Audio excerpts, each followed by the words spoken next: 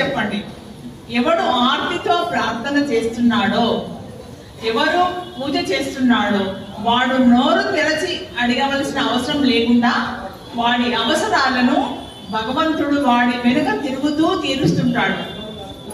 వాడికి ఈశ్వరుడి అనుగ్రహం ఎల్లవేళలా ఉంటుంది. దానికి ప్రకటనలు అక్కర్లేదు. కాబట్టి అంత స్వచ్ఛమైన భక్తితో అమ్మవారి పట్ల కృతజ్ఞతతో బ్రతికేవాడు ఎవడున్నాడో వాడిని అమ్మారే కాపాడుతుంది, రక్షిస్తుంది. నిశ్చల భక్తి అంటే కావ్యకంఠ గణపతి ముని ఎంత గొప్పవాడు, ఎంత నిశ్చల భక్తుడో మనకి ఇప్పుడు రుజువైంది. సాక్షాత్తు ఆ పార్వతీ పరమేశ్వరులే వచ్చి ఇంట్లో ఆహ్వానించి భోజనం పెట్టి పంపించారు.